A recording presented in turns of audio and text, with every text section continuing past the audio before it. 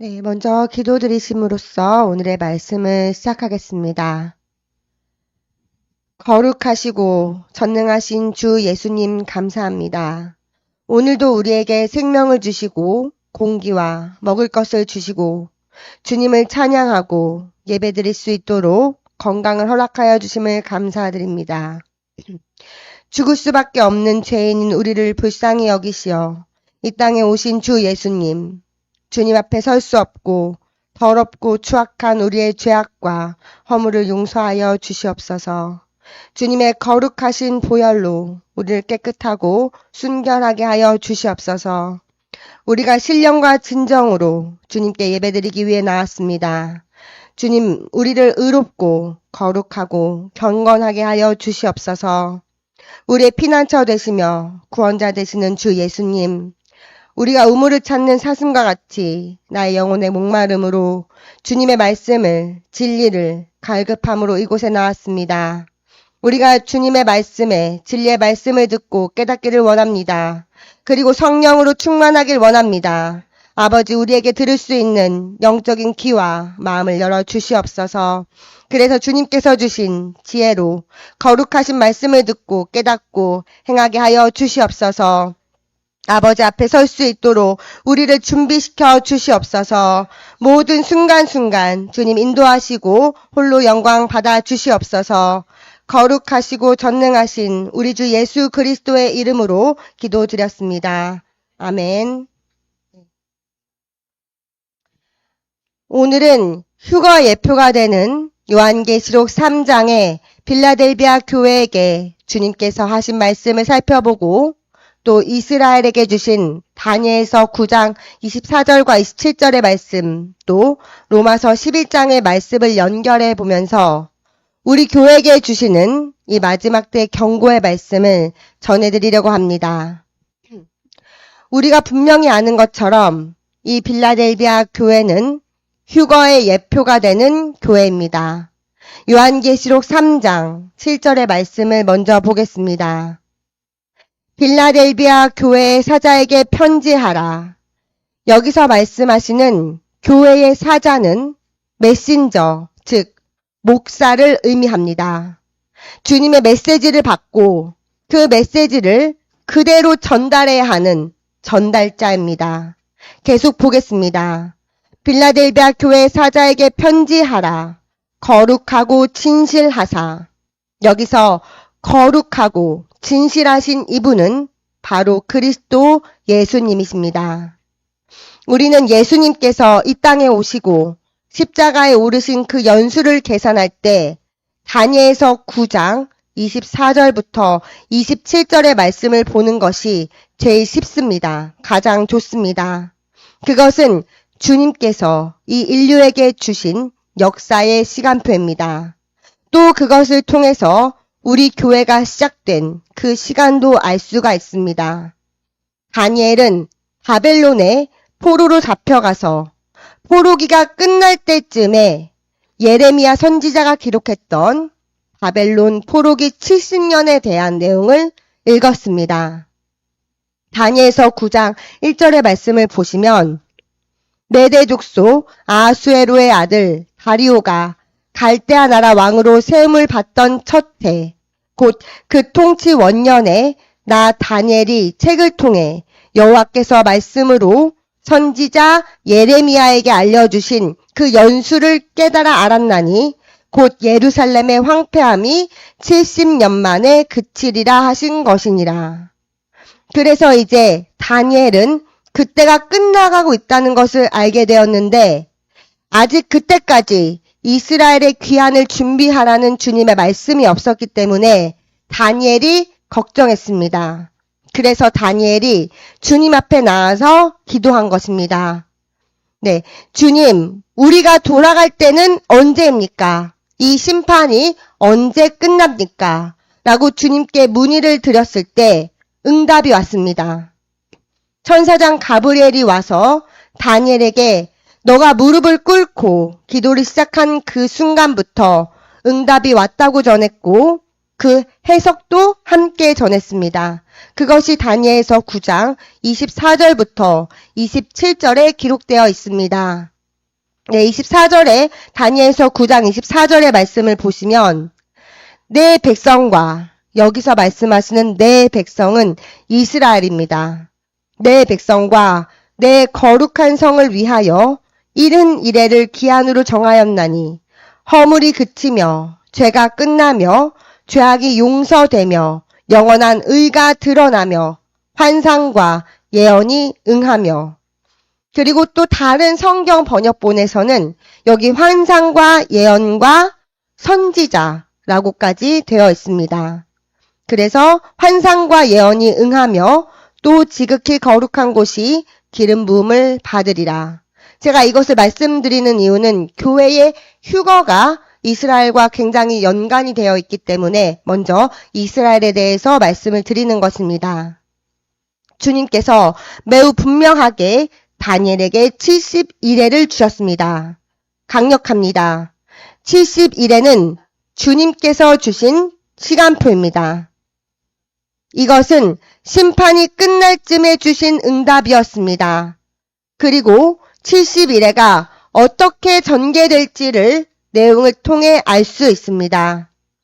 그리고 속죄를 이루시는 것에 대해 들을 수 있는데 그것은 허물이 그치며 죄를 끝나며 죄악이 용서되며 라고 되어 있는데 이 부분이 다른 성경에서는 속죄를 이루시고 악을 대적해서 화해를 가져오시며 라고 되어 있습니다.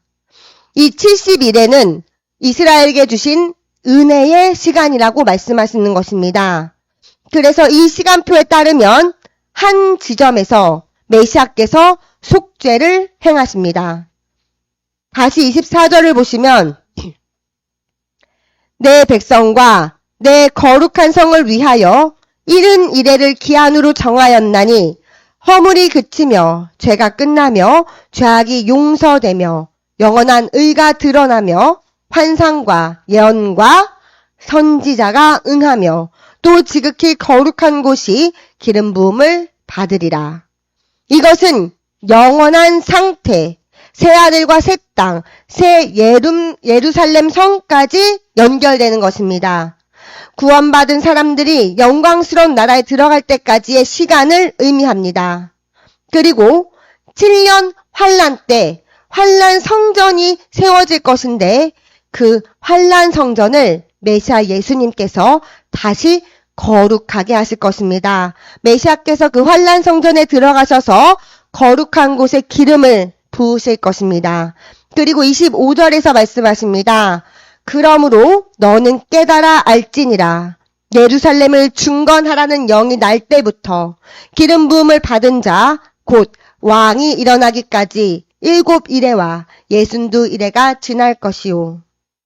7이레와 62이레 이렇게 모두 합치면 69이레가 됩니다. 이것이 예수님께서 십자가에서 오르신 그 지점까지의 시간표입니다. 그래서 지금 한 이레만 남아 있습니다. 그 곤란한 동안에 성이 중건되어 광장과 거리가 세워질 것이며 26절 62이레 후에 기름 부음을 받은 자가 끊어져 없어질 것이며 이분이 바로 예수님이십니다. 앞에 7일에는 예루살렘 성을 재건하는 기간이었습니다. 예레미야가 시작한 성벽을 재건하는 것부터 시작하는 것입니다. 그리고 62일에는 예루살렘 성전을 재건한 후 메시아 예수님께서 십자가에 오르시는 그때까지의 시간입니다. 이 말씀을 전제로 우리는 실제 날짜까지 계산할 수 있습니다. 예수님께서 십자가에 오르신 그 날은 정확하게 AD 32년 4월 6일쯤 됩니다. 69일에가 끝나는 정확한 그 날짜에 예수님께서 십자가에 오르시고 죽으시고 세 번째 날에 부활하셨습니다. 그래서 69일에까지는 이미 성취가 되었습니다.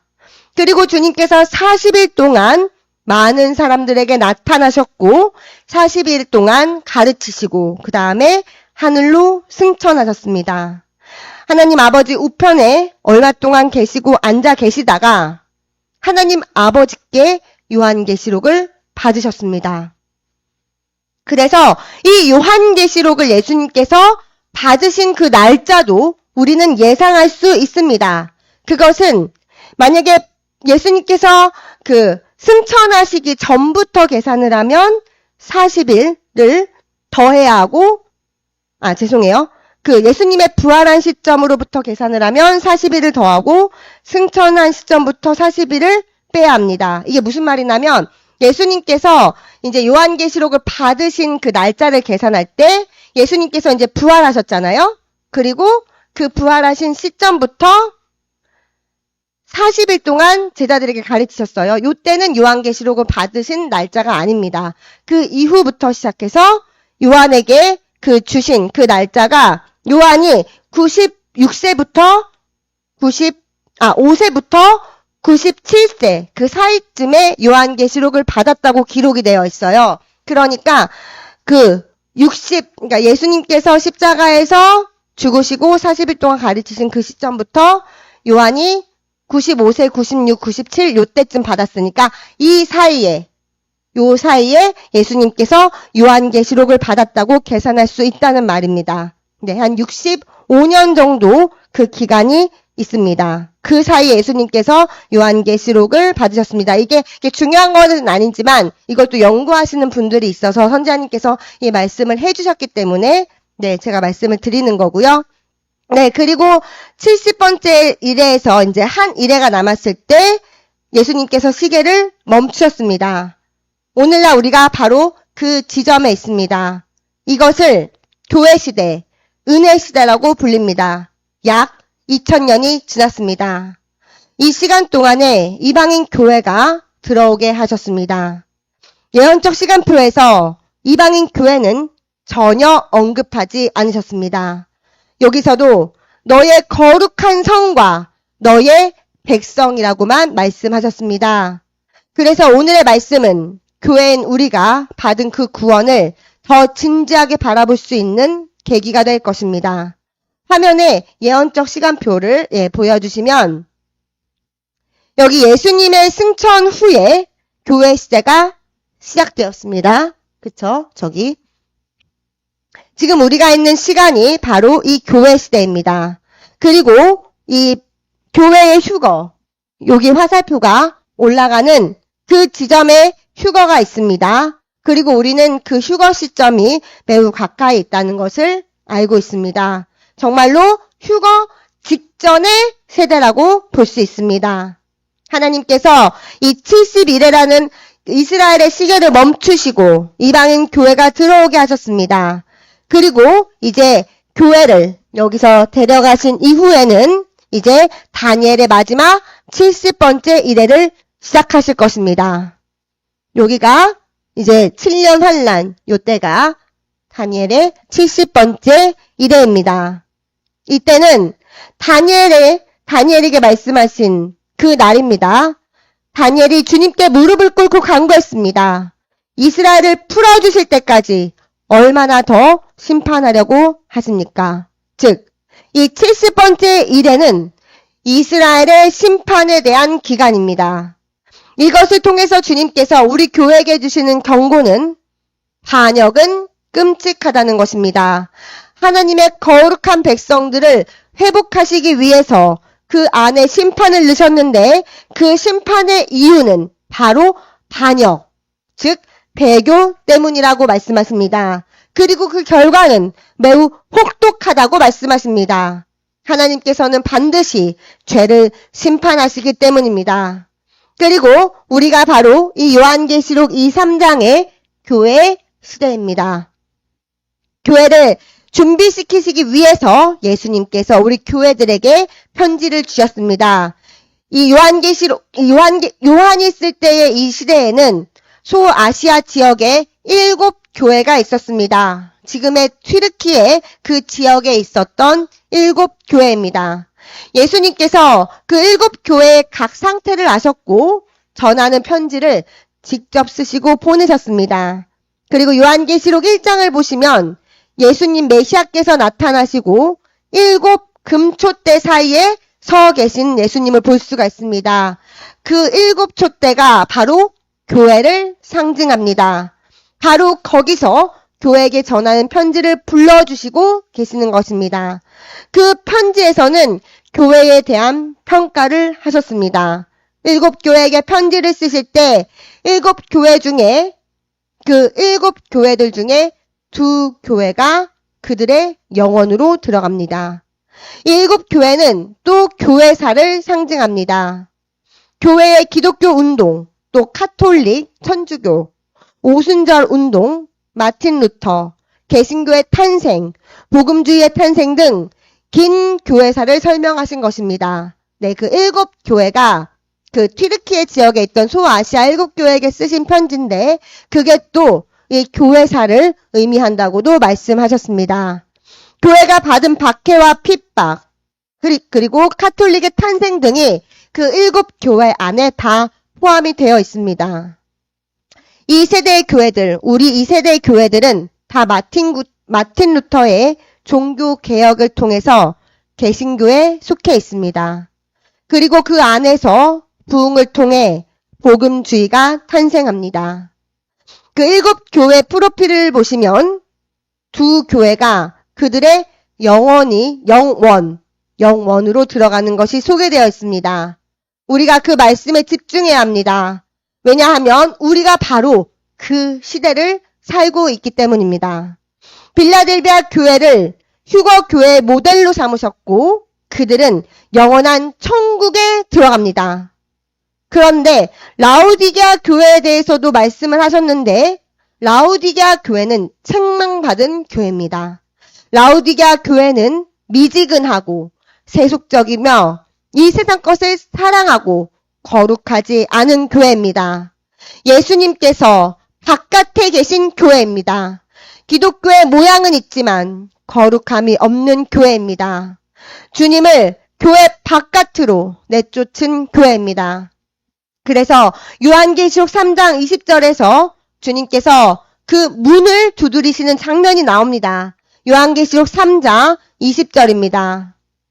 볼지어다 내가 문 밖에 서서 두드리노니 누구든지 내 음성을 듣고 문을 열면 내가 그에게로 들어가 그와 더불어 먹고 그는 나와 더불어 먹으리라.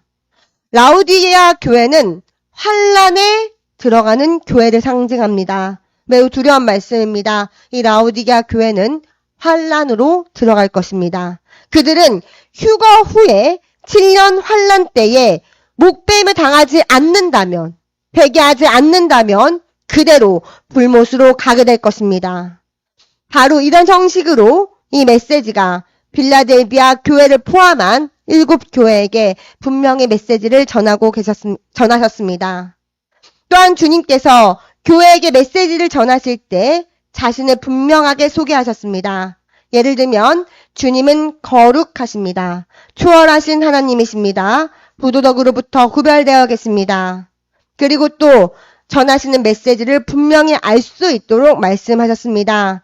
주님께서는 이렇게 어렵게 꼬아서 말씀하지 않으셨습니다. 주님께서 가장 사랑하시는 그 빌라델비아 교회를 소개하실 때는 칭찬만 있었고 책망이 없었습니다. 바로 빌라델비아 교회입니다. 요한이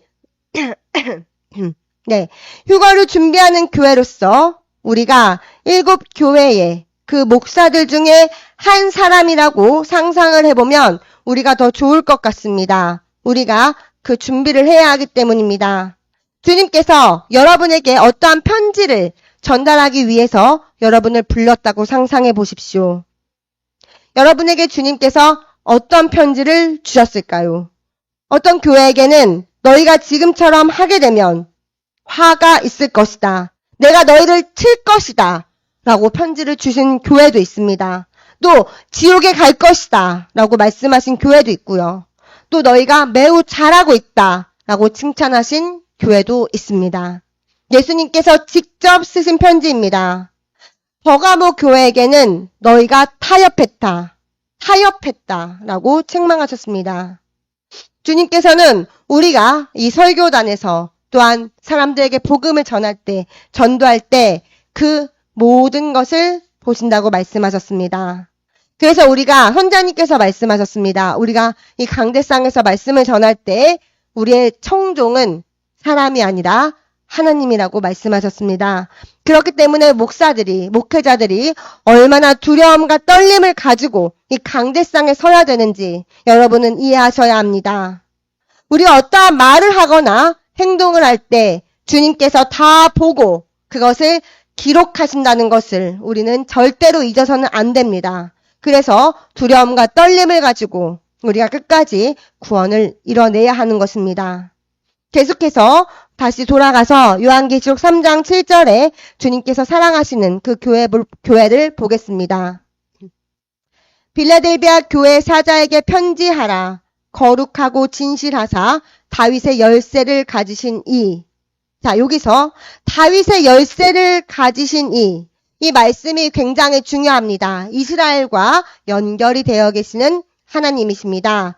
예수님께서는 진실하시고 또 신실하신 분이라고 의지하실 분이고 거룩한 분이시라는 것을 앞에 소개하시고 다윗의 열쇠를 가지고 계시다고 소개하셨습니다. 다윗은 선지자 나단에게 문의했습니다. 다윗에 대해서 말씀을 드립니다. 네, 다윗이 나단에게 나는 주님의 성전을 건축할 준비가 되었고 주님의 성전 안에 언약궤를 두기를 원합니다. 라고 말했습니다. 그때 나단이 다윗에게 하나님께서 당신과 함께 계시고 주님의 은총이 당신과 함께 계시기 때문에 건축하실 수 있습니다. 좋으실 대로 하십시오. 이렇게 말을 했어요. 그런데 그 밤에 하나님께서 나단에게 나타나셨습니다. 그리고 다윗에게 가서 전해라. 그는 나를 위해서 성전을 건축할 수 없다. 라고 말했습니다.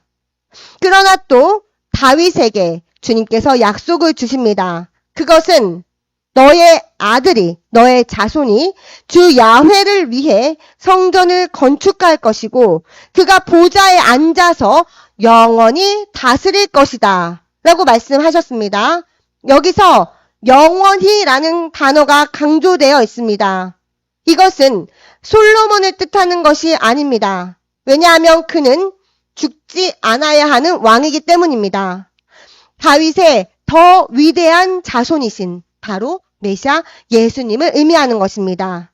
이렇듯 주님께서 자신을 이 사랑하시는 빌라델비아 교회에게 소개하셨을 때 다윗의 열쇠를 가진 자로 소개하셨습니다.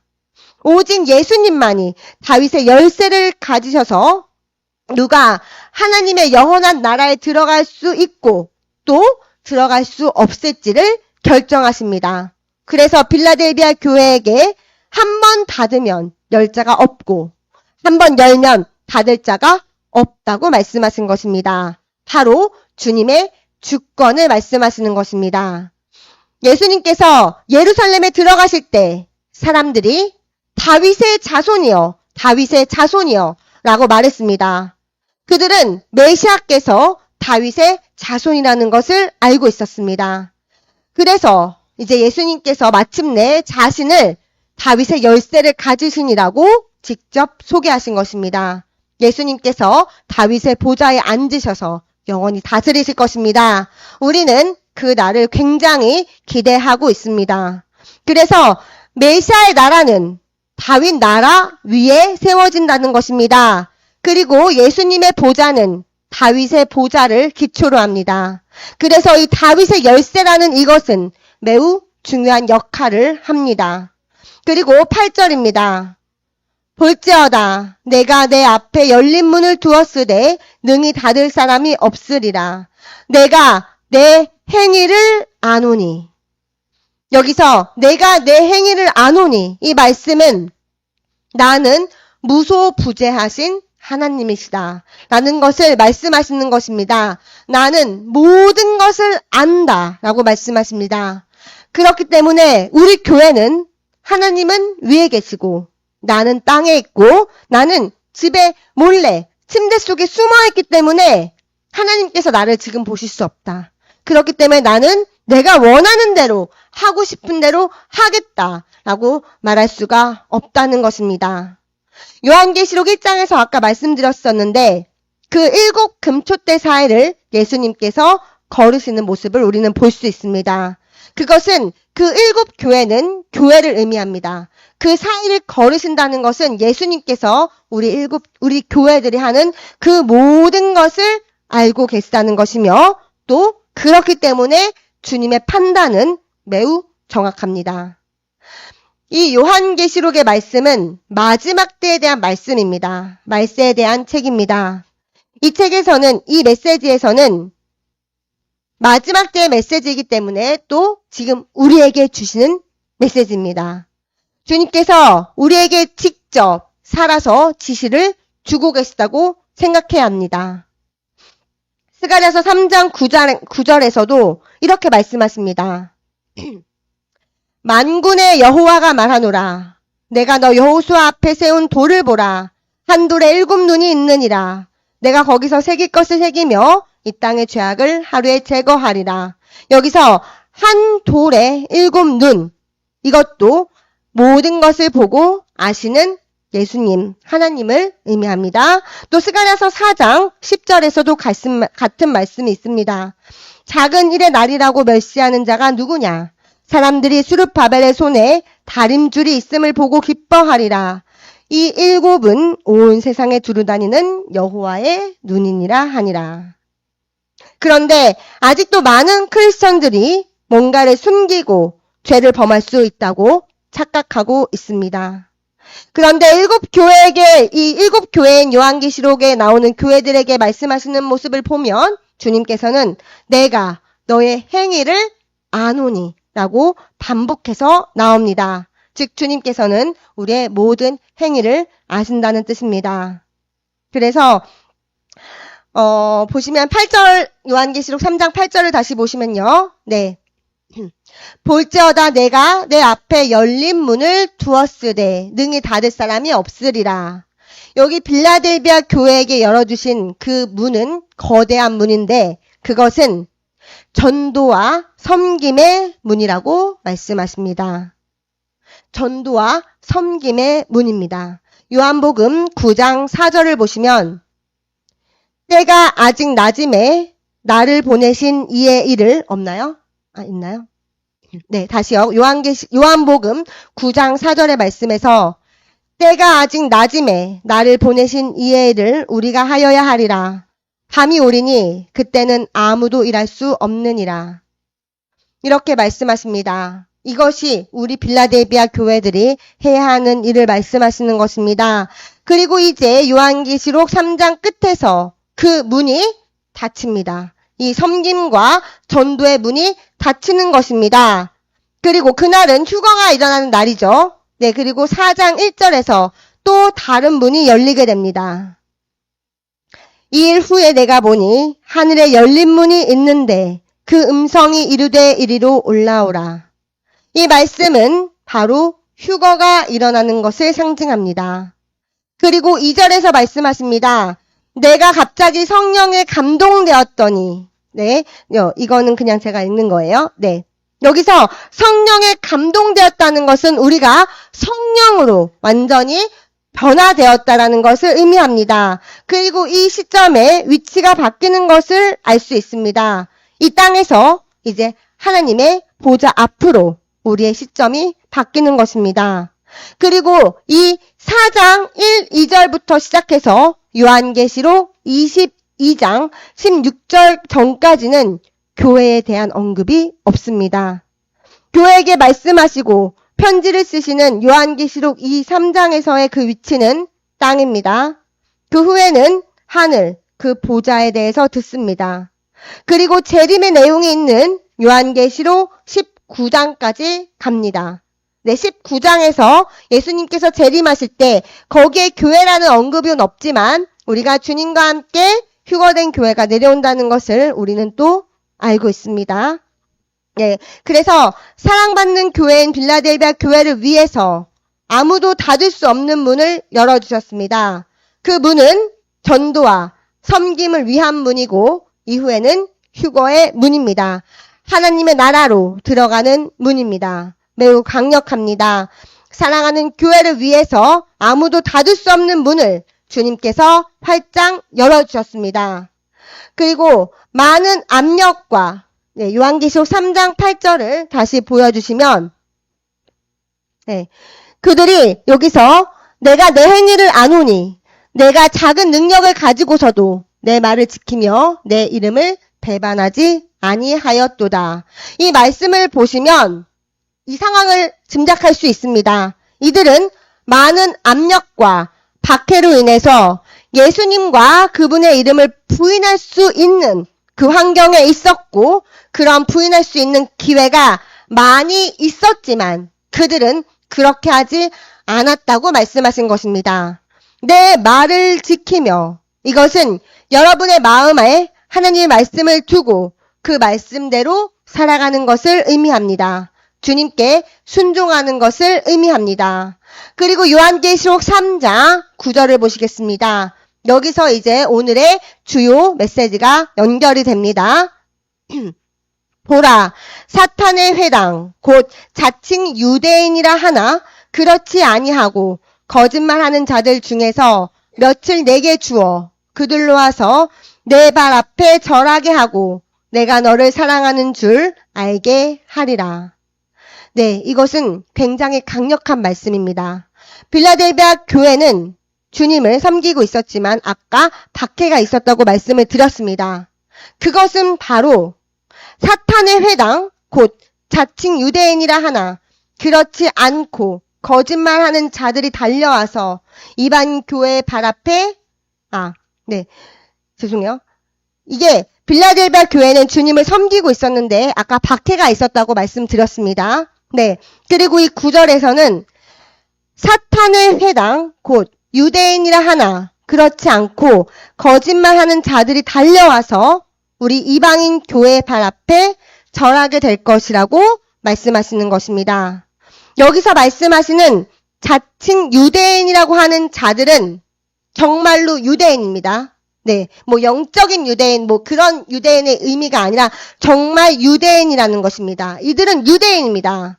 그래서 로마서 2장 28절부터 29절처럼 아브라함에게 하신 그 약속에 근거해서 여기서 유대인을 재정의하시는 것이라고 말씀하셨습니다. 그것은 이면적 유대인이 유대인이며 할례도 마음에 해야 한다는 말씀입니다. 즉 이들은 유대인을 의미합니다. 그래서 우리가 그런 말씀을 해요. 교회들이 대체 신학으로 이방인 교회가 이스라엘을 대체했다는 그런 이상한 교리도 있습니다. 실제적으로.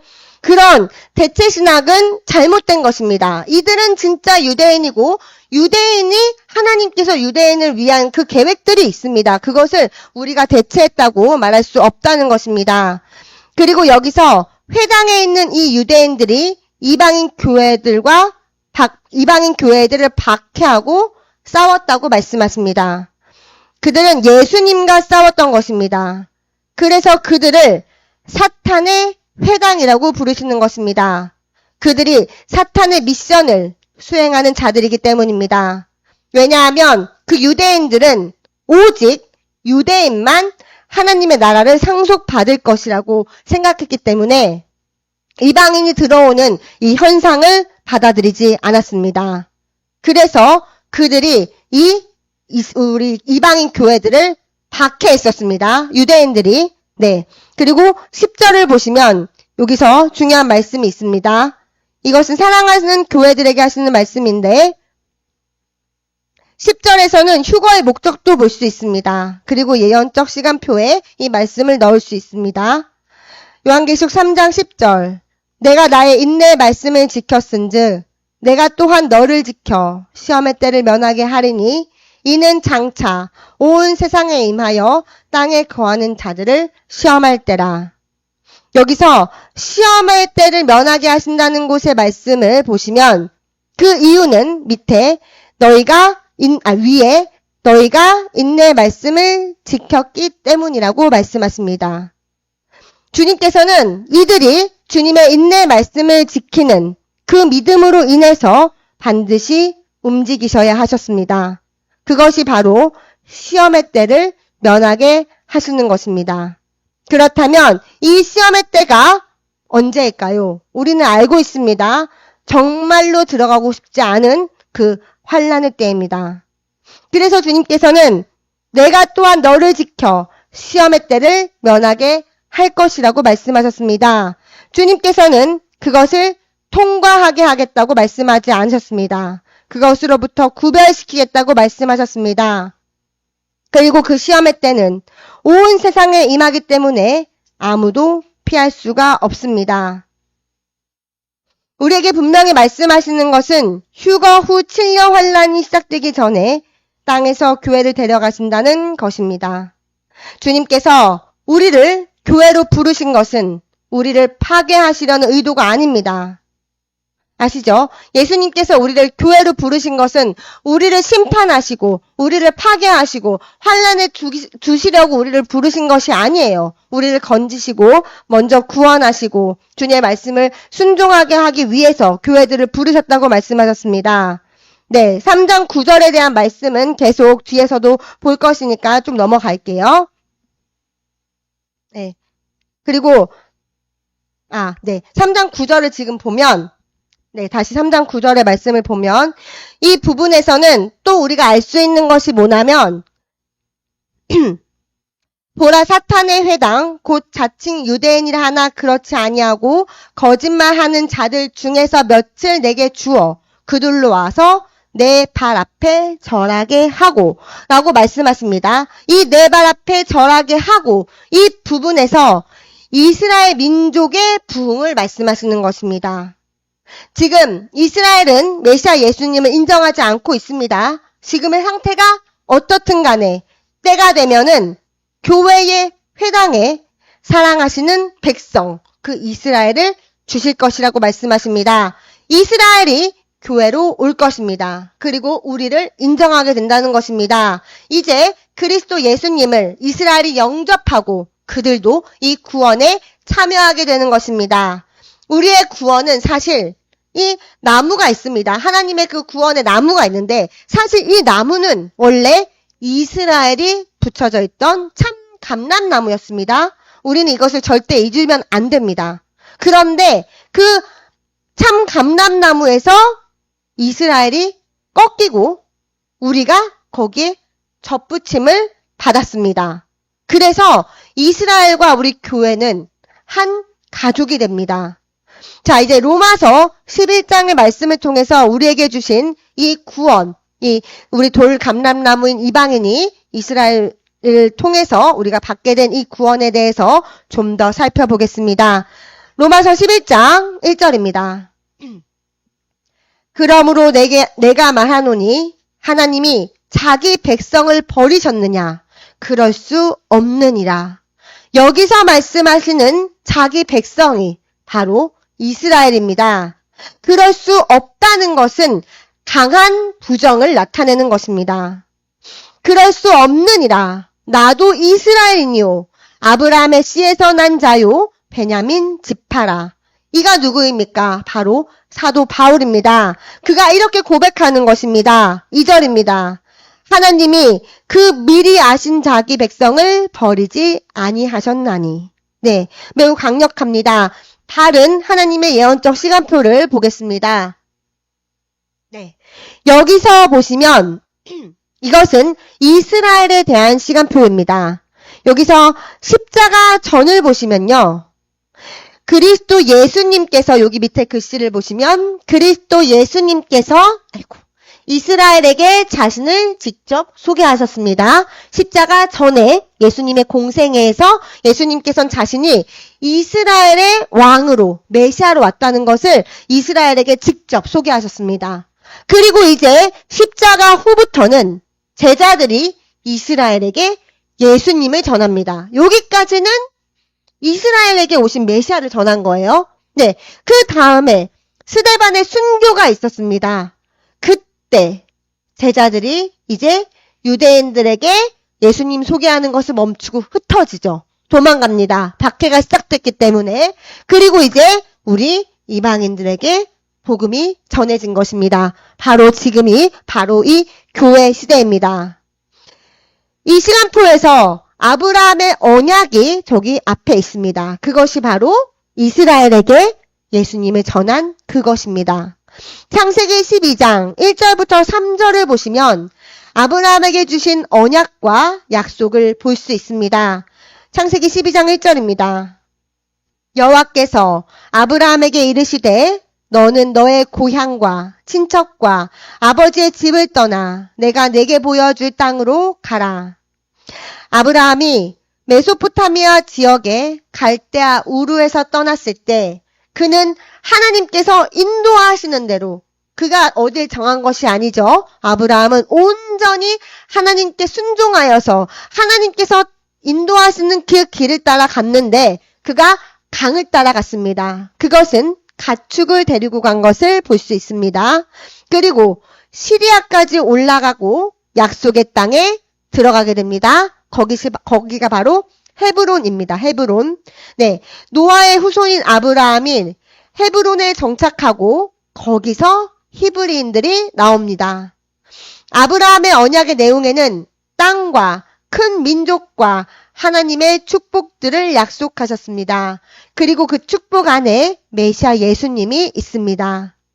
십자가 전에 아브라함의 언약이 있었습니다. 이것을 하나님께서 언약을 지키셨다는 것입니다. 그리고 살렘의 왕인 멜기세덱이 왔었습니다. 그리고 이 아브라함에게 왔었죠. 멜기세덱이 그때 아브라함에게 와서 예수님의 그 십자가의 예표를 보여주었습니다. 이 멜기세덱은 성육신 전에 현현하신 그리스도이십니다.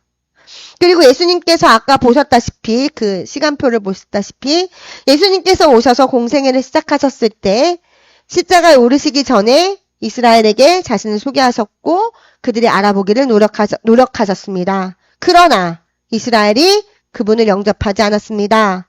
그리고 마침내 이제 마태복음 15장 21절에서 예수님께서는 이제 거기서 떠나기로 결정하십니다.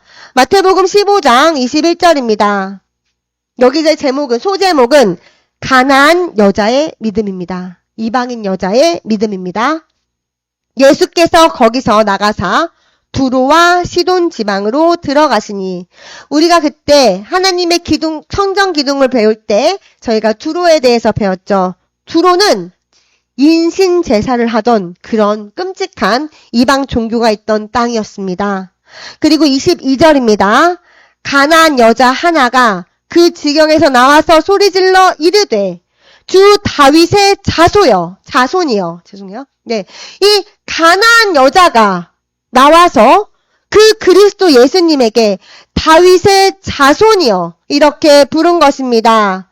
십자가 전에 이스라엘에게 주님께서 말씀하셨습니다. 내가 이스라엘의 메시아다. 약속된 메시아다. 이제 나를 영접하고 나를 알기를 원한다. 그리고 나의 음성, 나의 메시지를 들어라.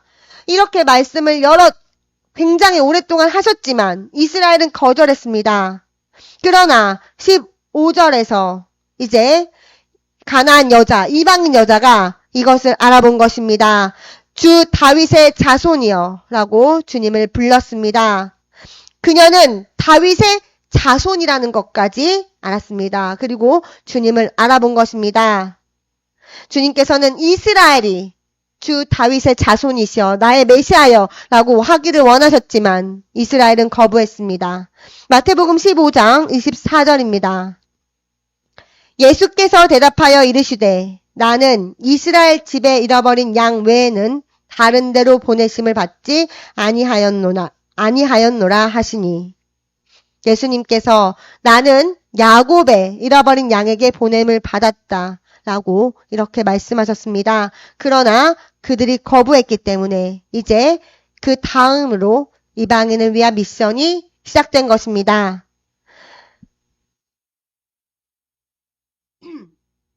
네, 그리고 다시 시간표를 제가 넣었나요? 네. 여기 시간표를 보시면 이제 십자가 후에 이 임무가 제자들에게 주어져서 아직도 이들은 히브리인들에게 예수님을 전하고 있었습니다. 사도행전 처음을 보시면 그들의 전도 대상이 이스라엘, 히브리인, 유대인 이렇게 되었습니다. 그리고 예루살렘에 매우 큰 교회가 있었습니다.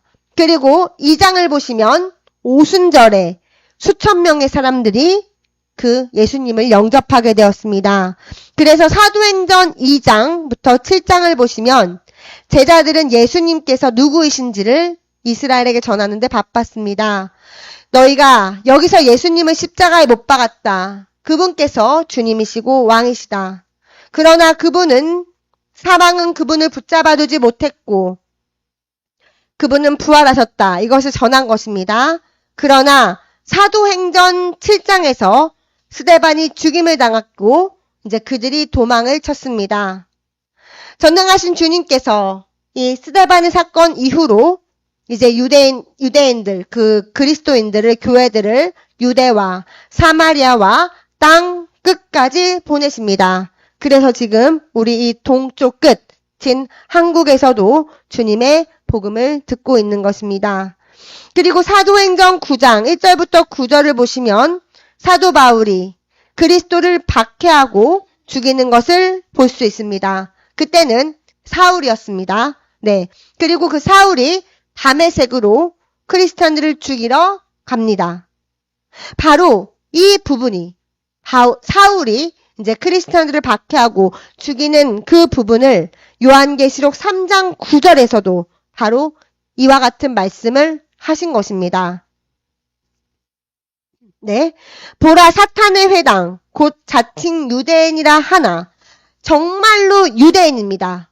사울과 같은 그런 유대인입니다. 그렇지 아니하고 거짓말하는 자들 중에서 왜냐하면 이들은 이면적 유대인 할례를 받았지만 마음의 할례를 받지 못했던 유대인들이기 때문에 거짓말하는 자라고 말씀하시는 것입니다. 그래서 그들 자들 중에서 며칠 내게 주어서 그들로 와서 내 발 앞에 누구입니까? 바로 교회입니다. 빌라델비아 교회 앞에 와서 절하게 하고 그들을 받아들이게 하고 내가 너를 사랑하는 줄 알게 하리라 라고 말씀하시는 것입니다. 예수님께서 우리 빌라델비아 교회를 사랑하는 줄을 이제 유대인들이 정말 참 유대인들이 알게 하신다는 것입니다. 이것을 우리는 사울을 통해 볼 수 있습니다. 그의 눈을 멀게 하시고 이방인들에게 보내셔서 다시 눈을 뜨게 하시고 이제 메시아를 영접하게 하시고 사도 바울이 온 열방에 이 복음을 전한 그러한 것을 의미할 수 있습니다. 그래서 이 말씀은 교회의 복된 휴거를 말씀하시면서도 너희도 나의 사랑하는 일부다. 그리고 이스라엘도 오게 될 것이다. 이스라엘이 거듭나게 될 것이다. 라고 말씀하시는 것을 우리가 이해할 수 있다는 것입니다. 그리고 이 일은 휴거 이후에 일어난다고 하십니다. 왜냐하면 이방인이 충만한 수가 차고 휴거가 일어날 때까지 이스라엘에게는 아직도 우둔하게 눈이 감겨져 있을 것이기 때문입니다. 로마서 11장 1절로 다시 돌아가서요. 네, 그러므로 내가 말하노니 하나님이 자기 백성을 버리셨느냐? 그럴 수 없느니라. 네, 이 백성은 이스라엘이라고 말씀을 드렸습니다. 네, 그리고 7절입니다. 그런즉 어떠하냐? 이스라엘이 구하는 그것을 얻지 못하고 오직 택하심을 입은 자가 얻었고 그 남은 자들은 우둔하여졌느니라. 8절입니다. 기록된 바 하나님이 오늘까지 그들에게 혼미한 심령과 보지 못할 눈과 듣지 못할 귀를 주셨담과 같으니라. 네, 여기서 우리 이방인에게 주신 그 은혜로 인해서 이스라엘은 우둔해졌다고 말씀하십니다. 그리고 우리 하나님의 선지자, 우리가 뵙고 있는 하나님의 선지자 데이비드 오어 박사님을 통해서 지금 우리 이방인 나라에서 하시는 이 미션을 보시면 이것은 바로 이스라엘이 크게 시기하게 하기 위해서 약속된 것이라고 말씀하십니다. 하나님의 선지자께서 이스라엘로 가시기 전에 이방인 우리에게 오셔서 하나님의 구름을 내리시고 그 갈멜산에서 엘리야 선지자가 비를 내리게 한 그 감람산 갈멜산의 기적을 행하시는 그것을 우리 이방인에게 행하심으로 인해서 그것이 이스라엘이 보고 시기하고 질투하게 하신다고 말씀하십니다. 그리고 여기 7절에서 그들의 마음이 우둔해졌다고 하시는 말씀은 그들의 마음을 더 완악하게 만드셨다는 것입니다. 그래서 하나님의 구름이 키스무에 내려오시고 또 케냐에서 불구자들이 일어나고 맹인이 치유되고 그러한 것들, 정말로 이스라엘에서 예수님께서 행하셨던 그 부흥, 그 기적을 보고도 이스라엘은 아직도 완악하기 때문에 그것을 마음에 두지 않는다는 것입니다. 그런데 지금은 우리의 때입니다. 그렇기 때문에 우리가 그것을 보고도 마음이 완악하고 그것을 이해하지 못한다면 하나님께서는 또 우리의 마음을 더 우둔하게 하신다는 경고가 될 수도 있습니다. 네, 이것을 우리는 두려움으로 바라봐야 합니다. 그렇기 때문에 우리는 반드시 이것을 보고 거듭나고 우리가 거룩해져야 합니다. 로마서 11장 10절을 보겠습니다. 그들의 눈은 흐려보지 못하고 그들의 등은 항상 굽게 하옵소서 하였느니라. 네, 이스라엘입니다. 11절입니다. 근데 잠시만요. 10절에서 이스라엘이지만 우리 받아들이지 못하는 이방인도 포함이 될 것입니다. 11절입니다. 그러므로 내가 말하노니 그들이 넘어지기까지 실족하였느냐. 즉 회복될 수 없을 정도로 그들이 타락했느냐라고 하시는 것입니다. 시므온이 성전에서 아기 예수님을 만났을 때 말했습니다. 땅에 많은 사람이 넘어지게 하는 거치는 돌이 될 것입니다. 이것은 심각한 말씀입니다. 예수님께서 거치는 돌이 되신다는 것입니다. 사람들이 넘어질 수 있다는 것입니다. 그러나 여기서 그들이 넘어지기까지 실족하였느냐? 이 말은 그들이 실제로 불못에 떨어질 수 있다는 말씀이 되기도 합니다. 네, 그들이 넘어지기까지 실족하면 그들이 불못에 떨어진다는 것입니다. 그런데 그 이후에 보시면 그럴 수 없느니라. 그들이 넘어짐으로 구원이 이방인에게 이르러 이스라엘로 시기나게 함이라. 이렇게 말씀하십니다. 이것은 그들이 넘어지기까지 실족을 하였으나 우리가 이 구원, 이들이 실족했기 때문에 이 구원이 우리에게 넘어왔다는 것입니다. 그리고 그들이 시기나고 질투나게 한다는 것입니다. 이스라엘이 메시아 예수님을 거절했을 때 복음이 우리 이방인에게 들어왔습니다. 그래서 지금 유럽이든 아메리카든 아프리카든 우리 아시아든 열방의 복음이 들어왔습니다. 여기에는 목적이 있습니다. 이것은 하나님의 수수께끼이며 신비입니다. 먼저는 이방인인 우리에게 이 복음을 받아들일 수 있는 기회를 주신 것입니다. 이스라엘이 실족함으로 인해서 하나님의 첫 번째 어젠더는 우리 이방인이 복음을 받아들일 수 있는 기회를 주신 것입니다. 그렇기 때문에 이 복음을 듣는 우리 이방인은 지금 이 은혜의 구원을 받아들여야 합니다. 예수님께서 70일의 시간을 지연시키셨지만 그 구원을 위한 하나님의 어젠더는 계속 이어질 것이기 때문입니다. 그리고 휴거 후에는 7년 환란이 시작됩니다.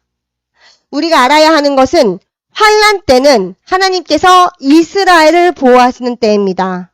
지금은 이방인인 우리 교회를 보호하고 계시지만 휴거 후의 7년 환란 때는 이스라엘을 보호하시고 우리 예수님을 믿는 이방인들에 대한 보호는 없습니다.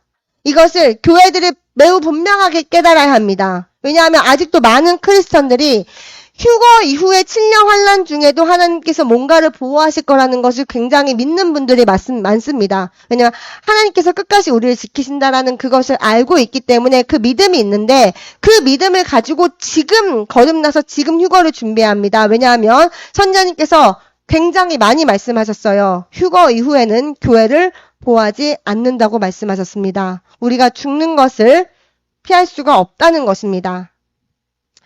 이것은 선자님의 이 말씀이 성취되는 것을 우리는 알아야 하는 것이 코로나 바이러스라든지 지진이라든지 메뚜기 때라든지 그런 지금 일어나고 있는 우크라이나 전쟁이라든지 이스라엘에서 일어나고 있는 전쟁이라든지 이런 것들이 그냥 일어난 것이 아니라 선자님의 그 예언에 따라서 정확하게 성취된 것을 우리가 알고 있기 때문에 그것을 또 인터넷을 통해서 볼 수 있기 때문에 선자님께서 말씀하시는 그 7년 환란 때 교회를 위한 보호가 없다. 목배임을 각오해야 한다는 이 말씀 역시 우리가 성취될 것을 알고 있기 때문에 우린 정말로 진지하게 준비해야 합니다.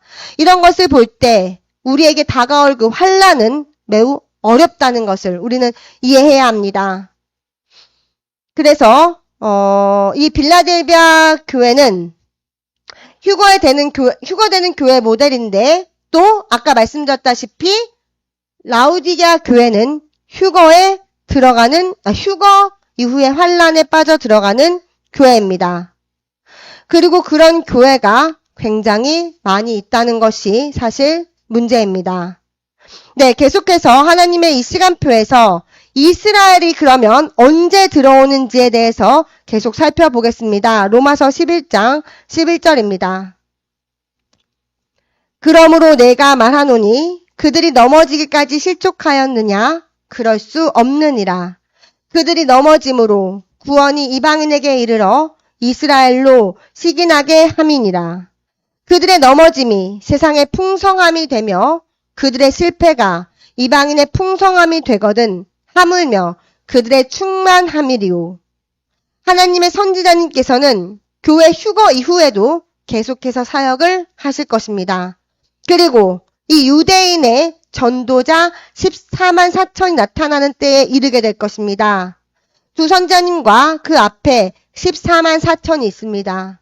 요한계시록 7장에 유대인 전도자 14만 4천이 두 선지자와 함께 합니다. 이 14만 4천은 교회 우리와는 관계가 없습니다. 이거 굉장히 중요합니다. 이것으로 인해서 지금 굉장히 많은 교리들이 이상하게 탄생을 하고 있기 때문입니다. 네, 로마서 11장 13절입니다. 내가 이방인인 너희에게 말하노라. 내가 이방인의 사도인 만큼 내 직분을 영광스럽게 여기노니 이는 혹 내 고륙을 아무쪼록 시기하게 하여 그들 중에서 얼마를 구원하려 함이라.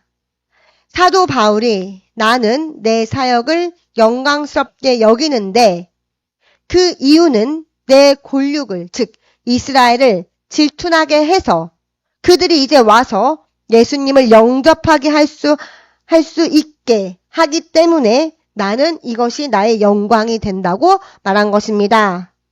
15절입니다. 그들을 버리는 것이 세상의 화목이 되거든 그 받아들이는 것이 죽은 자 가운데서 살아나는 것이 아니면 무엇이리요. 제사하는 처음 익은 곡식 가루가 거룩한즉 떡덩이도 그러하고. 여기서 처음 익은 곡식 즉 첫 열매가 거룩하면 나머지도 거룩하다고 말씀하십니다. 그렇다면 누가 첫 열매일까요? 이것은 바로 이스라엘 민족입니다. 바로 아브라함과 이삭과 야곱, 요셉과 그의 형제들, 그 이스라엘의 선지자들, 그런 거룩한 자들, 하나님과 동역한 그 거룩한 자들이 바로 여기서 말하는 첫 열매입니다. 그분과 가까이 동행하고 대화하는 선지자들이 그 거룩한 첫 열매가 된다고도 말씀하십니다. 그런데 휴거되는 교회에 대해서 말씀하실 때 그들로 와서 그들이 누구였죠? 이스라엘이었죠. 휴거되는 교회들을 말씀하실 때 그들로 와서 그 첫 열매라고 하는 그 이스라엘이 와서 너의 발 앞에 절하게 한다고 말씀하십니다. 이것은 굉장히 이 빌라델비아 교회를 예수님께서 사랑하시고 또 인정하신다는 말씀과 또 포함해서 이스라엘에게도 부흥이 온다는 말씀입니다. 주님께서 이스라엘을 회복하실 것입니다. 그래서 우리가 이것을 볼 때 주의해야 할 것은 마태복음에서 열매 맺지 못하는 나무가 잘려진다고 말씀을 하셨어요. 그것은 이스라엘이 잘린 것과 같은 의미로 우리 교회도 예외가 아니라는 것입니다. 우리가 받은 이 이방인에게 온 이 구원은 장난이 아닙니다. 농담으로 받아들일 수 있는 것이 아니라는 것입니다. 우리는 이 구원을 가지고 장난쳐서는 안 됩니다. 그것은 첫 열매인 아브라함과 이삭과 야곱 그 모두가 매우 강력했다는 것을 우리는 알 수 있습니다. 그 믿음의 조상들이 이스라엘의 조상들이었단 말이에요. 그런데도 하나님께서는 그들을 꺾으셨어요. 그리고 이방인인 우리에게 이 구원을 주셨다는 것입니다. 그렇다면 우리가 이 은혜를 받은 교회로서 열매를 맺어야 된다는 경고이기도 합니다. 우리가 이 구원을 가지고 쉽게 생각해서는 안 됩니다. 그래서 우리가 이 구원을 받은 이 구원에 대해서 이스라엘의 역할도 있습니다. 우리가 받은 이 구원에 넘어오기까지 이스라엘이 한 역할을 우리가 먼저 이해하는 것도 중요합니다. 바로 이방인인 우리가 이스라엘의 구속과 우리의 구속과 이스라엘의 구속을 별개로 생각할 수 없기 때문입니다. 멜기세덱이 떡과 포도주를 가져온 사람도 먼저 이스라엘의 조상인 아브라함이다. 우리의 조상도 되지만 이스라엘의 조상인 아브라함에게 가지고 왔습니다. 이것은 무엇을 의미하냐면 원래 이방인인 우리는 지옥에서 불탈 수밖에 없었지만 참 감람나무였던 이스라엘이 꺾였기 때문에 돌 감람나무였던 우리 이방인이 그 본 가지에 접붙임을 당했기 때문입니다. 네, 이스라엘이 꺾이고 우리가 접붙임을 받았는데 그것은 아브라함의 뿌리로부터 진액을 받게 된 것입니다. 그러니까 이것을 제가 조금 쉽게 얘기를 드리면 우리가 이스라엘과 다르게 생각할 수 없다는 거예요. 교회가. 그러니까 이스라엘이 꺾이고 버림을 받은 것을 우리가 교훈을 삼아서 우리의 이 교회의 우리의 생활과 우리의 모든 생각도 그 이스라엘의 꺾인 것을 보고 경고를 받아서 우리는 그것과 같은 행위를 하면 안 된다는 거죠. 그것을 반복해서는 안 된다는 것입니다. 네.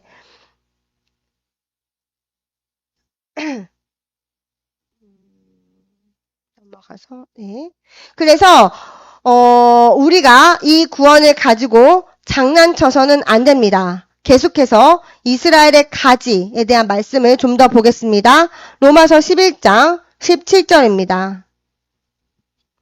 또한 가지 얼마가 꺾이었는데 돌 감람나무인 내가 그들 중에 접붙임이 되어 참 감람나무 뿌리의 진액을 함께 받는 자가 되었은즉 우리에게 하시는 말씀입니다.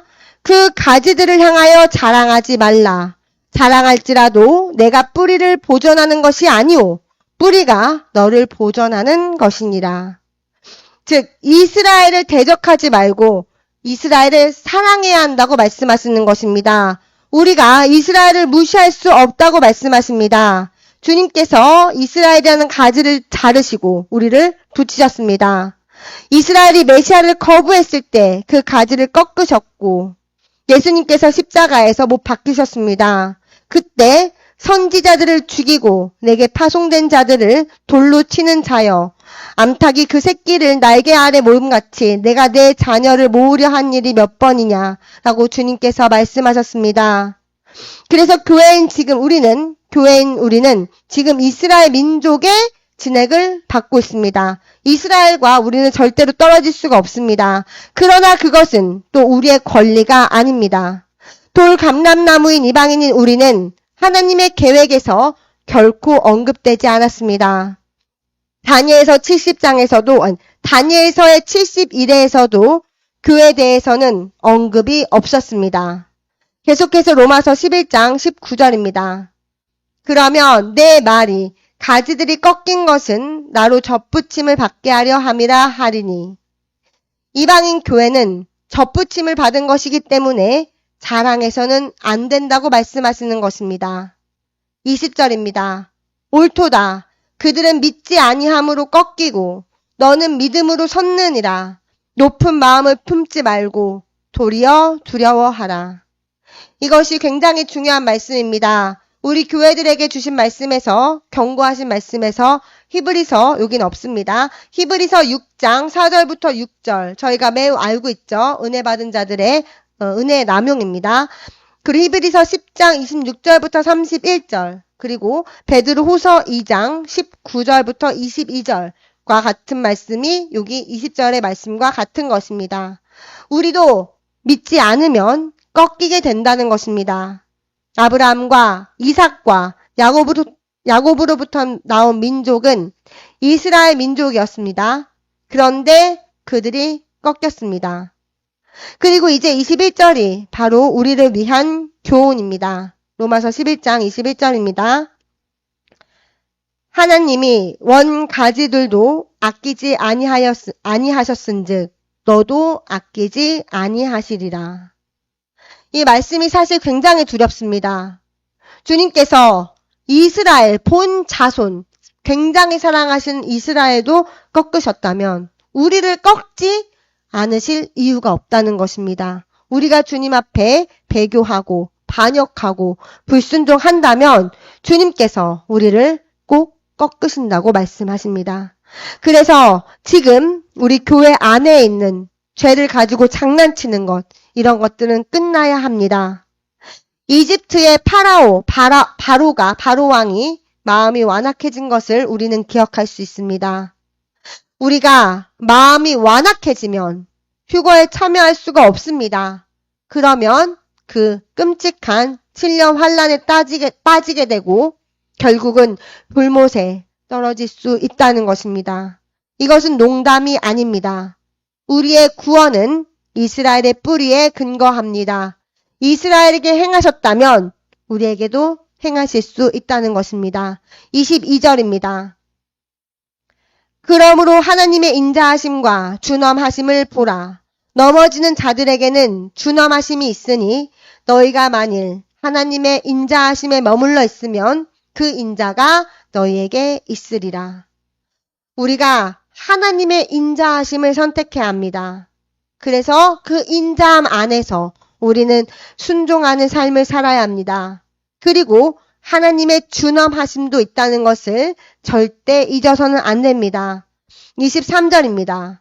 그들도 믿지 아니하는데 머무르지 아니하면 접붙임을 받으리니 이는 그들을 접붙이실 능력이 하나님께 있음이라.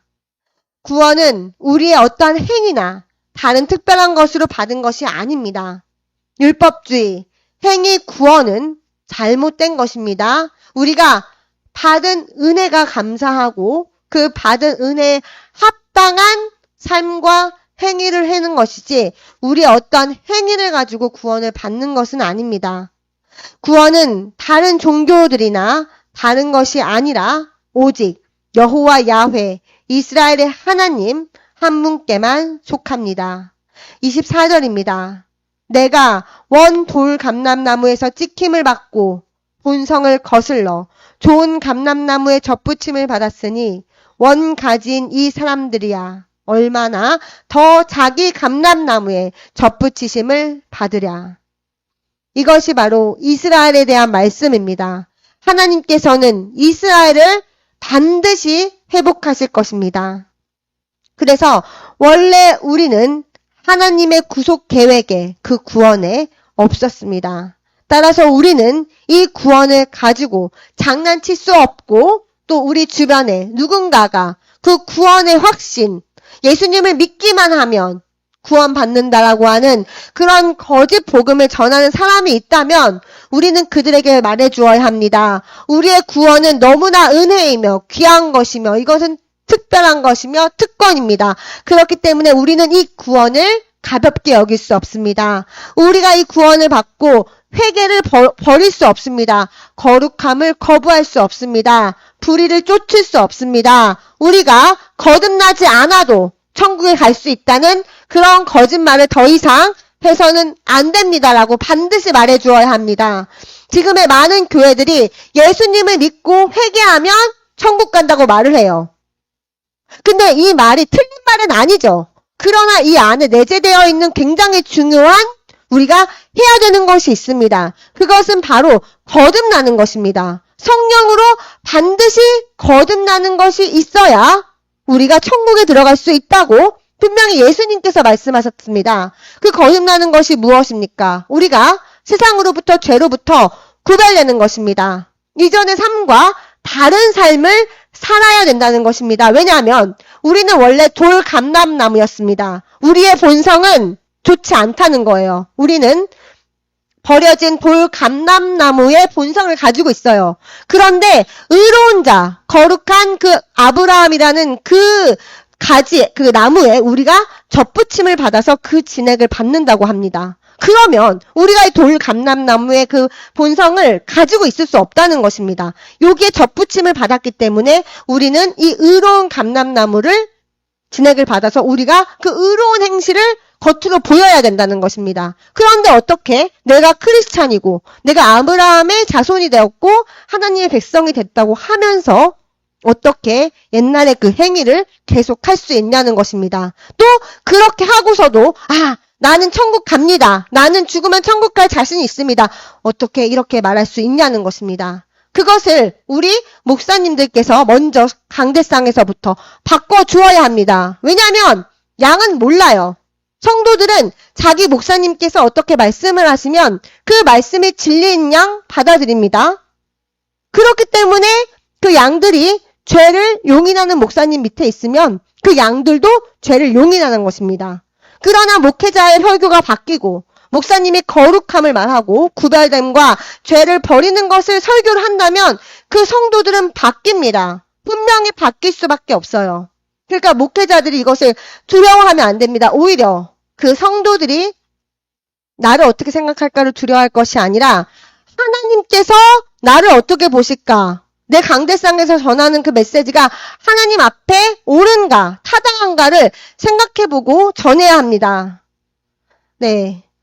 그래서 로마서 11장 25절입니다.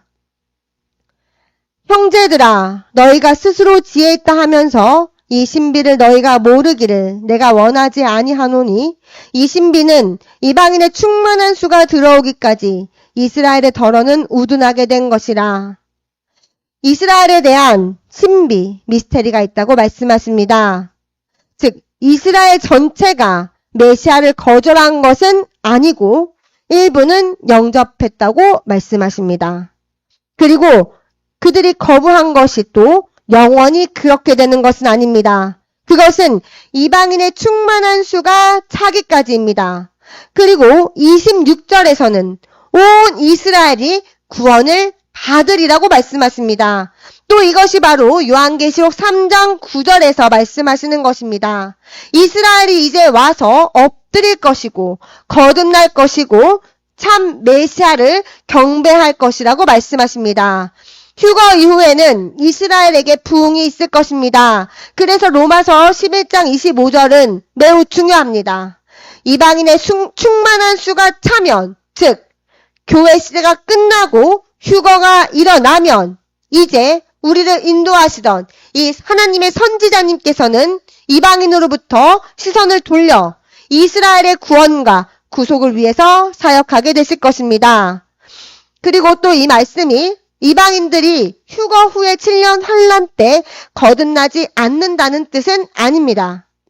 그때는 환란 성도가 있습니다. 그러나 그들은 다른 대가를 치르고 다른 법에 따라 거듭나게 될 것입니다.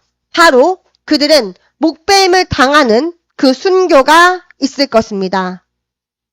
주님께서는 두 프로그램을 동시에 축복하지 않으십니다. 이스라엘을 위한 프로그램이 있고 또 우리 교회를 위한 프로그램이 있습니다. 이것을 동시에 진행하지 않으십니다. 요한계시록을 보시면 환란 때 일어날 일들이 많이 기록이 되어 있습니다. 그래서 우리는 그 환란에 빠지지 않도록 해야 되는데 이방인의 충만한 수가 들어온다는 이것은 바로 휴거 때까지에 대한 말씀입니다. 그리고 우리가 아까도 말씀드렸다시피 휴거 후에는 성도들을 위한 보호가 없습니다. 그래서 요한계시록 6장 9절부터 11절에서는 예수님에 대한 증거와 하나님의 말씀을 가졌기 때문에 그들이 죽임을 당한다고 말씀합니다. 그들이 이제 언제까지 우리의 피를 갚지 않으시겠냐는 그러한 신원을 하는 것도 볼 수 있습니다. 네, 아직 잠시 동안 쉬되 그들의 동무종들과 형제들도 자기처럼 죽임을 당하여 그 수가 차기까지 하라 하시더라. 주님께서 분명히 말씀하십니다.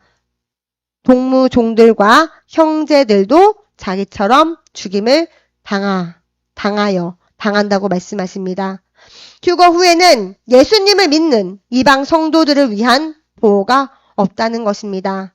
26절입니다. 그리하여 온 이스라엘이 구원을 받으리라.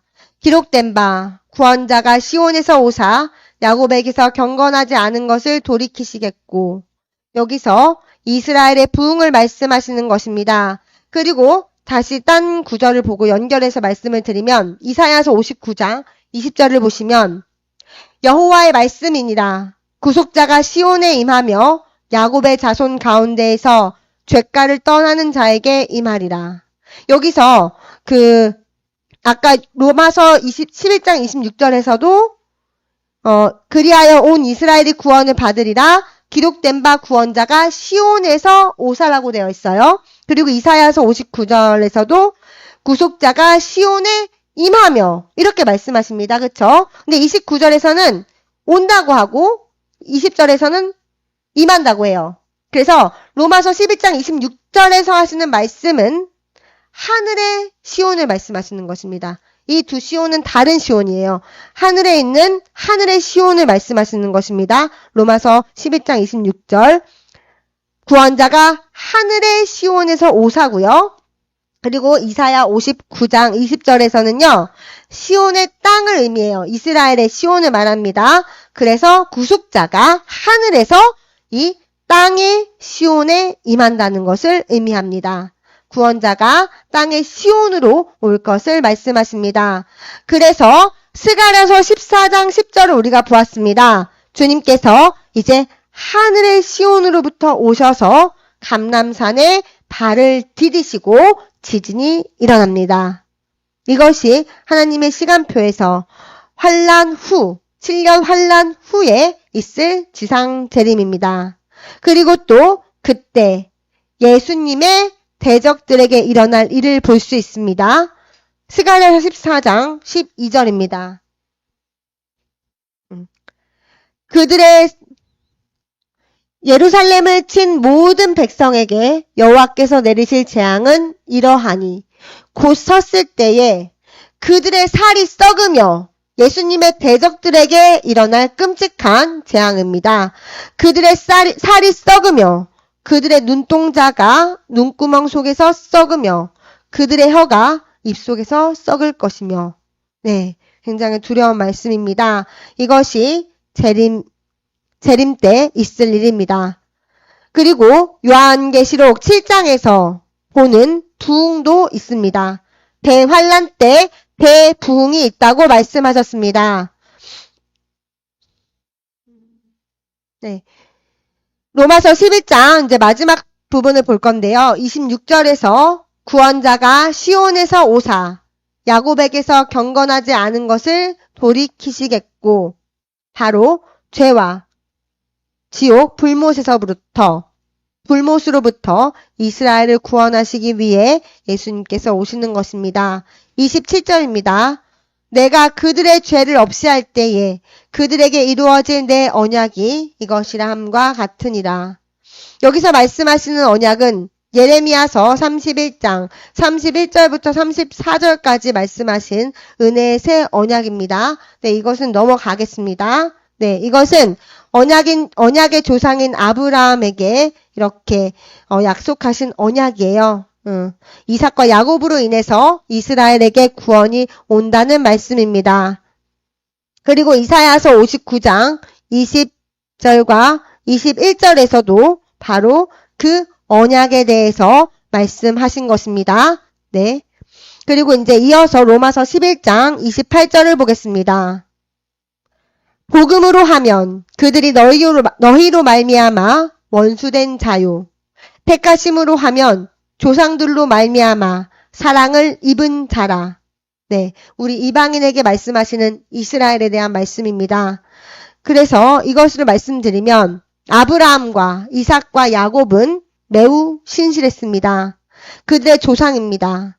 항상 아브라함은 어디를 가든지 하나님을 위한 제단을 쌓고 하나님을 경배했습니다. 바로 그 신실함과 복됨과 하나님을 사랑하는 그 아브라함으로 인해서 이스라엘에게도 유익이 이어진다라고 말씀하십니다. 그리고 29절입니다. 하나님의 은사와 부르심에는 후회하심이 없느니라. 우리 이방인인 우리도 이스라엘의 조상의 뿌리를 가지고 있습니다. 그래서 이 말씀 역시 하나님의 은사와 부르심에 후회가 없다는 것은 우리 교회도 포함이 될 수 있습니다. 그리고 이스라엘의 때에 대해서 말씀을 했는데요. 오늘 이제 제가 말씀을 드리는 게 이스라엘과 우리 교회에 대해서 연관을 지은 건데 이스라엘에 대한 말씀이 거의 대부분이네요. 네, 이스라엘을 구원하실 거라는 그 약속에 대해서 다시 이제 보여드리는 거고 7장 요한계시록 7장을 같이 볼게요. 보겠습니다. 네.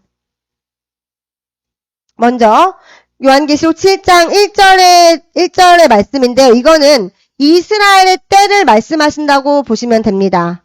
네, 1절부터 2일 후에 내가 네 천사가 땅 네 모퉁이에 선 것을 보니 땅의 사방의 바람을 붙잡아 바람으로 하여금 땅에나 바다에나 각종 나무에 불지 못하게 하더라. 네 천사가 바람을 붙잡아서 땅을 치는 심판을 막고 있다는 것입니다. 그렇다면 이들이 왜 이 심판을 막고 있을까요? 이것은 환란 때의 얘기입니다. 2절입니다. 또 봄에 다른 천사가 살아계신 하나님의 인을 가지고 해 돋는 데로부터 올라와서 땅과 바다를 해롭게 할 권세를 받은 네 천사를 향하여 큰 소리로 외쳐 이르되 우리가 우리 하나님의 종들의 이마에 인치기까지 땅이나 바다나 나무들을 해하지 말라 하더라. 내가 인침을 받은 자의 수를 들으니 이스라엘 자손의 각 지파 중에서 인침을 받은 자들이 14만 4천이니 네, 이들이 바로 유대인 이스라엘 14만 4천입니다. 지금은 누가 어떤 지파인지 또 어디서 오는지 그들은 알지 못합니다. 왜냐하면 지금 이스라엘의 족보가 많이 파손됐다고 해요. 대적들이 그 기록을 없앴기 때문입니다. 그들이 다 섞어버렸습니다. 시드기야, 그 다윗의 자손이 오는 것을 막기 위해서 그 시드기야의 눈을 빼고 그 자손들을 죽인 것처럼 대적은 하나님의 그 어젠더를 막기 위해서 모든 것을 해요. 여기서도 이 이스라엘 14만 4천이 온다는 것을 알고 대적들은 이렇게 이 유대인들의 족보를 다 없애버렸다고 합니다. 그러나 그 날이 되면 주님께서 정확하게 그들을 취하실 것입니다.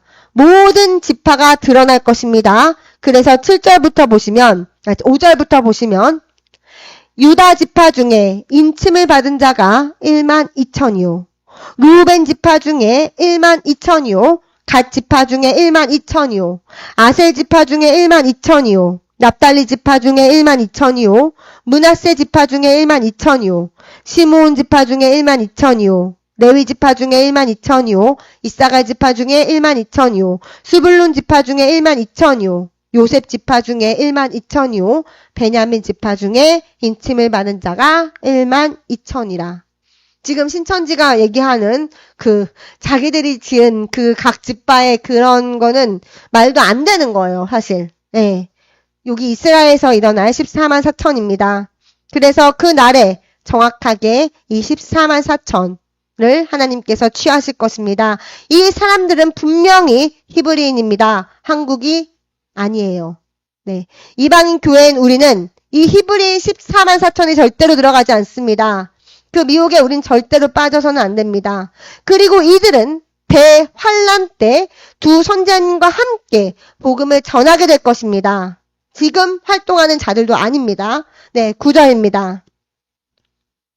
이 일 후에 내가 보니 각 나라와 족속과 백성과 방언에서 아무도 능히 셀 수 없는 큰 무리가 나와 흰 옷을 입고 손에 종려나무를 들고 보좌 앞과 어린 양 앞에 서서 큰 소리로 외쳐 이르되 구원하심이 보좌에 앉으신 우리 하나님과 어린 양에게 있도다 하니 모든 천사가 보좌와 장로들과 내 생물의 주위에 서 있다가 보좌 앞에 엎드려 얼굴을 대고 하나님께 경배하여 이르되 아멘. 찬송과 영광과 지혜와 감사와 존귀와 권능과 힘이 우리 하나님께 세세토록 있을지어다. 아멘 하더라. 모든 족속과 모든 언어, 모든 사람들, 그 모든 곳에서 나오는 큰 무리를 말씀하십니다. 이때는 메시아의 재림 전이며 이때 엄청나게 거대한 부흥이 폭발한다는 것입니다. 이때 대환란이라고 말씀하십니다. 이때는 대환란 때 대부흥이 있을 것입니다. 지금 케냐에서 일어나고 있는 그런 폭발적인 대부흥입니다. 13절입니다. 장로 중 하나가 응답하여 나에게 이르되 이 흰 옷 입은 자들이 누구며 또 어디서 왔느냐? 내가 말하기를 내 주여 당신이 아시나이다 하니 그가 나에게 이르되 이는 큰 환란에서 나오는 자들인데 어린 양의 피에 그 옷을 씻어 희게 하였느니라. 그러므로 그들이 하나님의 보좌 앞에 있고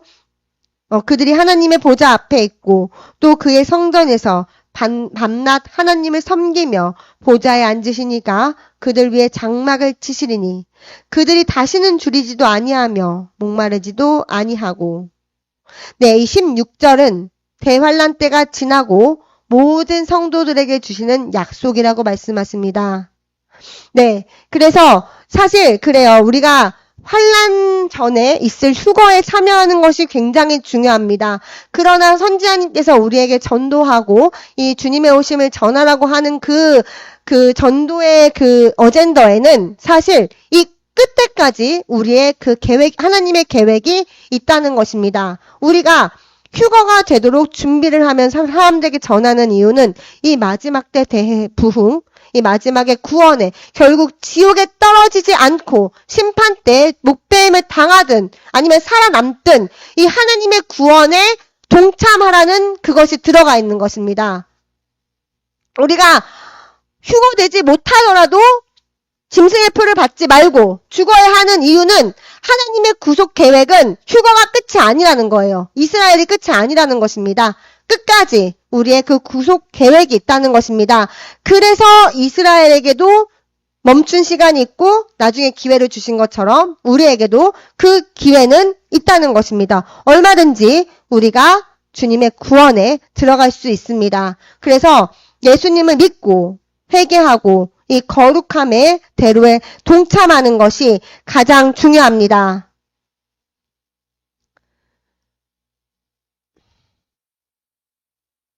네. 그리고 네. 그래서 주님께서 이 시간표들을 통해서 우리에게 주시는 말씀은 지금 우리가 받은 구원을 지키고 환난 전에 천국에 들어가라는 것입니다. 지금 우리는 이 구원의 복음을 받아들였기 때문입니다. 이것은 주님께서 주신 특권이라고 계속해서 말씀드립니다. 그리고 은혜입니다. 우리가 받기에 합당해서 이 구원을 받은 것이 아닙니다. 그래서 주님께서 오늘 주신 말씀을 통해서 또 우리에게 주시는 경고, 네, 로마서 11장 22절의 말씀, 네.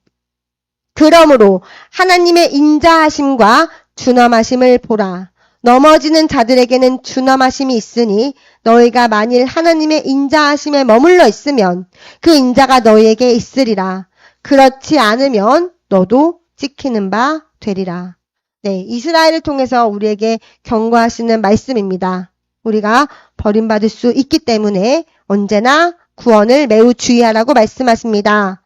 우리가 하나님의 그 인간 구원 어젠다에 동참하지 않으면 그 어젠다가 또 다른 사람에게 옮겨진다고도 말씀을 하십니다. 잠시만요.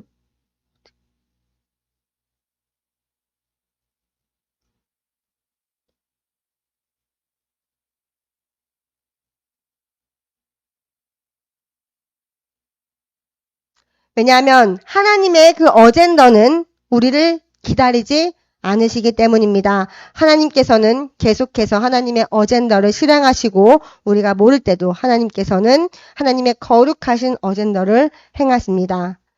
그래서 오늘의 말씀을 통해서 이스라엘이 받은 그 구원이 어떻게 이방인인 우리 교회에게 옮겨졌는지도 보았습니다. 또 교회 휴거가 일어난 다음에 이스라엘의 구원의 때인 다니엘의 70일의 중에 마지막 70번째 일회가 시작된다는 말씀도 보았습니다. 그래서 우리에게 주시는 마지막 경고는 우리의 마음을 완악하게 하지 말고 늘 회개하는 마음으로 상한 심령으로 주의해야 한다는 것입니다. 그리고 늘 회개하며 의롭고 거룩한 삶을 살아야 합니다. 오늘의 말씀을 들으시고 새롭게 예수님을 영접하기 원하시는 분들은 이 영접 기도를 따라하시기 바랍니다. 존귀하시며 거룩하시며 의로우신 주 예수님, 저는 죄인입니다. 모든 죄를 회개합니다. 예수님의 보혈로 저의 모든 죄를 씻어 주시옵소서. 모든 죄에서 돌이키겠습니다. 저는 오늘 제 마음속에 예수님을 저의 주님이시오 구원자로 영접합니다. 간구하오니 어린 양의 생명책에 제 이름을 기록하여 주시옵소서. 저에게 성령을 보내주시고 거룩한 삶을 살도록 제 삶을 인도하여 주시옵소서. 주님의 말씀이 제 마음속에 세워지고 제 마음을 보호하게 하여 주시옵소서. 그리고 나가서 더 많은 사람에게 예수님을 전하게 하여 주시옵소서. 전능하신 주 예수님의 이름으로 오늘 저는 거듭났습니다.